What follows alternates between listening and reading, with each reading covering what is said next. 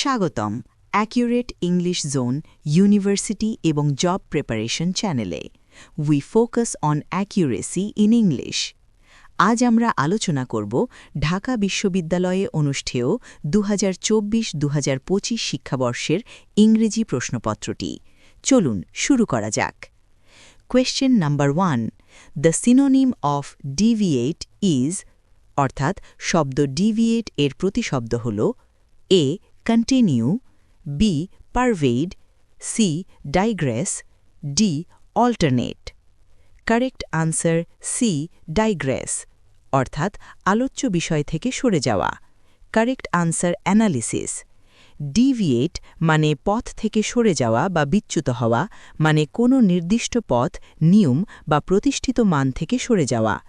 Digress মানে কথা বলতে গিয়ে বা লিখতে গিয়ে মূল বিষয় বা আলোচনা থেকে সাময়িকভাবে সরে যাওয়া। এই অর্থে ডাইগ্রেস হল ডিভিয়েটের সবচেয়ে উপযুক্ত সিনোনিম।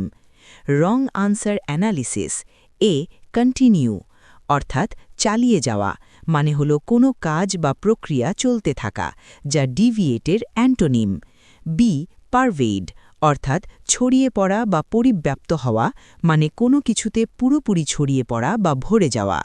ডি অল্টারনেট, অর্থাৎ পর্যায়ক্রমিক বা একটার পর একটা আসা বা পর্যায়ক্রমে হওয়া।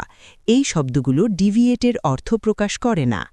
প্রিয় শিক্ষার্থীরা, বিশ্ববিদ্যালয় ও চাকরির পরীক্ষার জন্য ইংরেজির সবচেয়ে নির্ভুল প্রস্তুতির জন্য আমাদের চ্যানেল বা পেজটি সাবস্ক্রাইব বা ফলো করে